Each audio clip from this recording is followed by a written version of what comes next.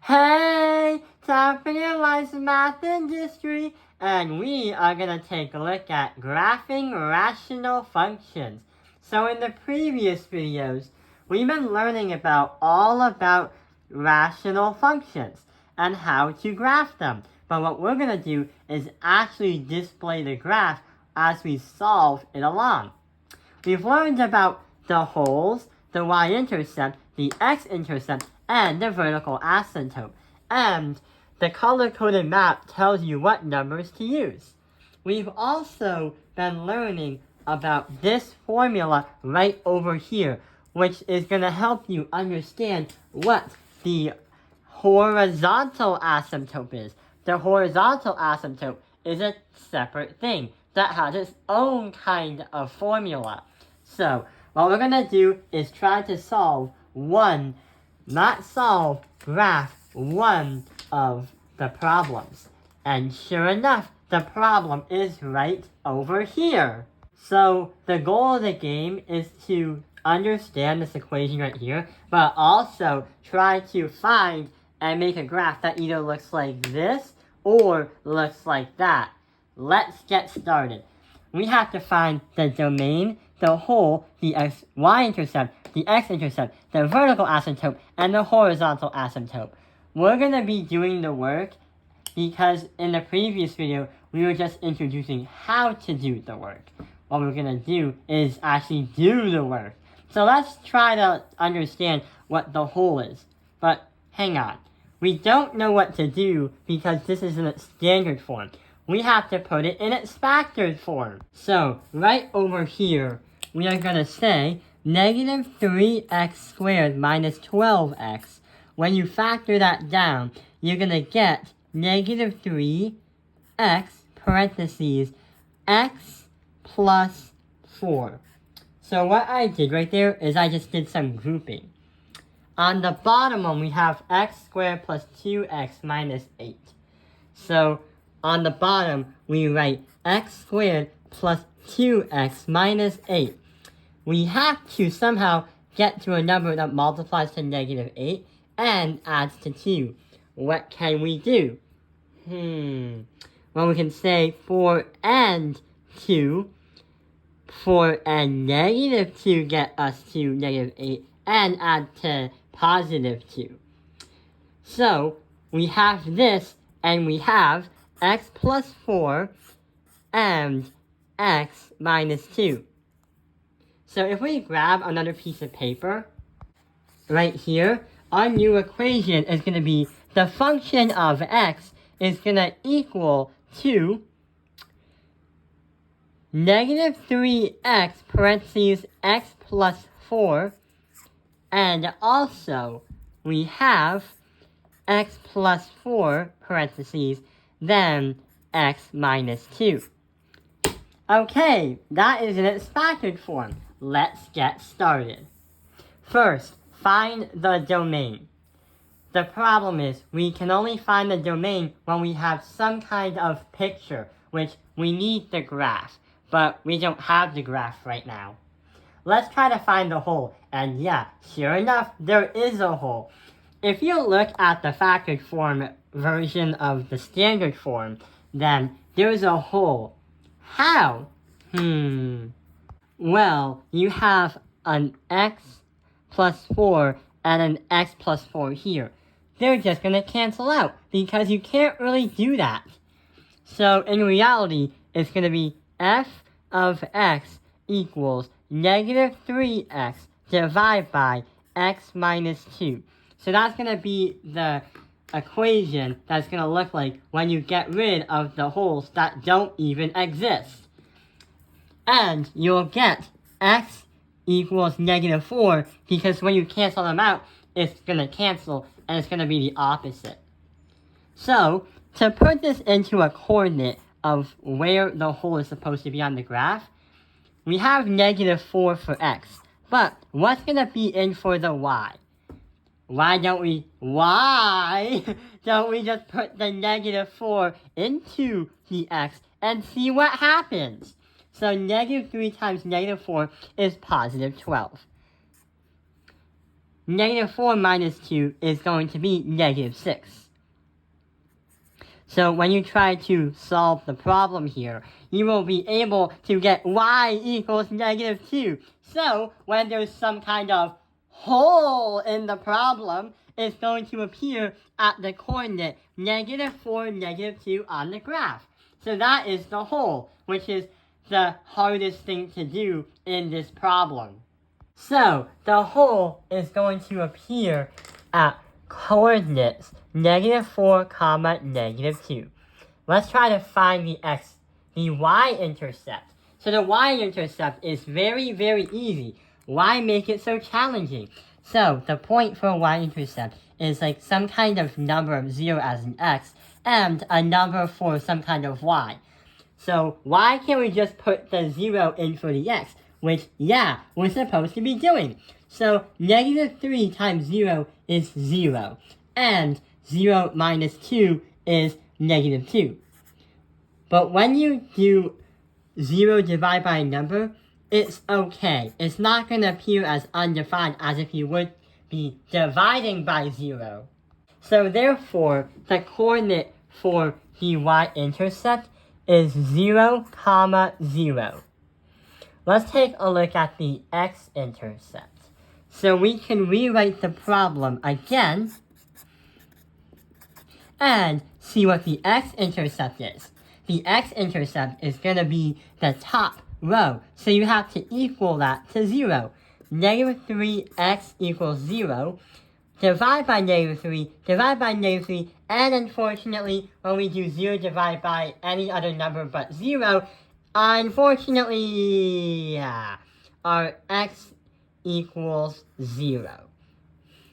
So basically what happens is you will be able to have 0, 0 as a coordinate for x, for the x-intercept. The vertical asymptote. So right over here, I rewrote the problem. And when we use the vertical asymptote, we have to use the bottom of the problem. So we have to equal that to 0. So x minus 2 equals 0. Algebraically, you have to add by both sides. And x equals 2. But in order to understand what it is, it's not a coordinate. It's just some kind of line going up and down. A dashed line. A dashed or some kind of dashed line. So, a dashed line. So we're going to say just x equals 2. And we're going to put that as x equals 2. Now we have to focus on one more thing. The horizontal asymptote. So we do not need an extra piece of paper because the answer is literally right in front of you. If you were to understand that there's a formula, or if you ever watched the previous video, to find the horizontal asymptote, we use this formula right here. And not only that, there were some conditions that created a solution to what kind of problem each equation is. So we tend to use the exponents and also the coefficients, the leading coefficients. So we have a 2 and a 2 as an exponent. When you have exponents that are the same value or equal to each other, if n equals m, then the horizontal asymptote of a line is y equals a divided by b.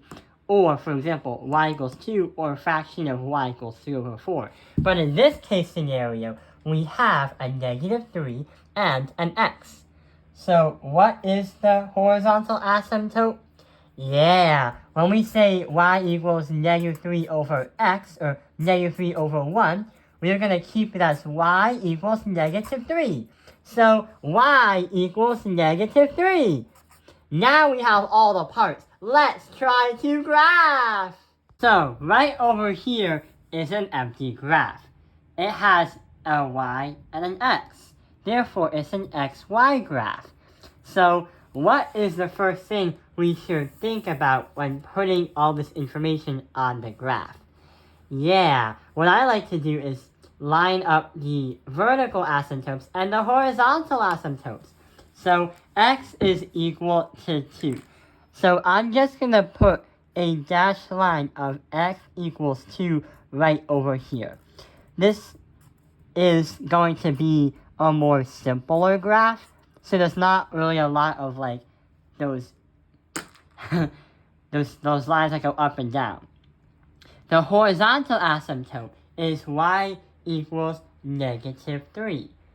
So what we're going to do is put the y, or the horizontal asymptote, right over here as -3.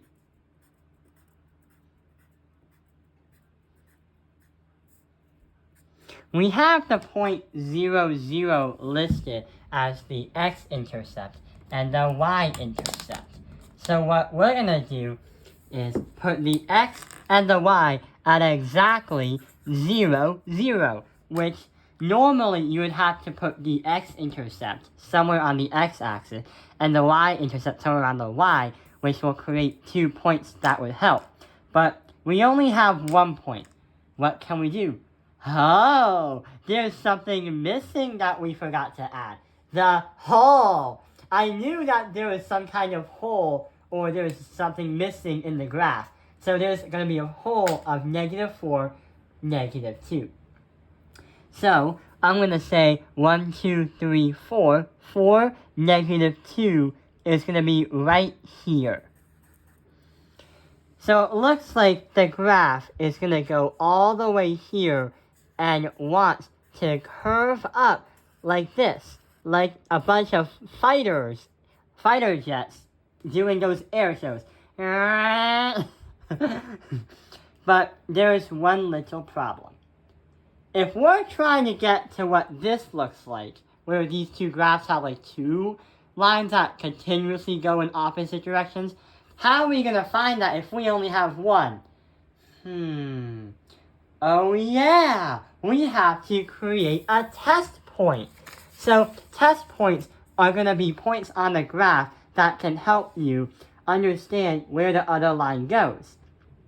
So we're going to write the same equation. Function of x is going to equal -3x divided by x minus 2. And what test point could help us out that would help us with the thing?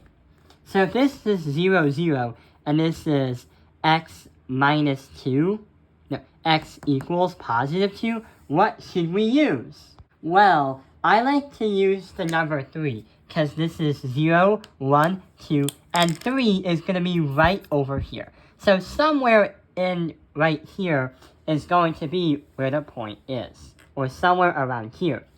When you create a test point, it's a good idea to have the test point the opposite, or it's a good idea to have what you put in for x as the test point, the opposite of what you have created. So we have created this line on the left. So it's a good idea to go to the right side of the vertical asymptote to test the point out. If it was the opposite, where it was still x and y, then if you created the line on the right side, then it's a good idea to test a point on the left. Here's what we're trying to do. I'm going to see what happens if we put 3 into x. So 3 and 3. -3 times 3 is 9, -9. And 3 minus 2 is going to be 1. So what is it? Yeah! Our y for this case scenario is going to be -9. So 3, -9 is our coordinate. So here is 1, 2, 3. 1, 2, 3, 4, 5, 6, 7, 8, 9. So we're going to put it right here. And what it means is that there's going to be a line going from here all the way to match up this way all the way here. The graph is not to scale, but this is a really good idea, and this is what the graph should look like, which is similar to this one. So yeah, the graph on the computer version matches the same picture as the one that we have created. It matches the same graph. I hope this video has helped you understand what this is, but also graphing rational functions. Thank you for watching Tao Penalized Math Industry. Like and subscribe.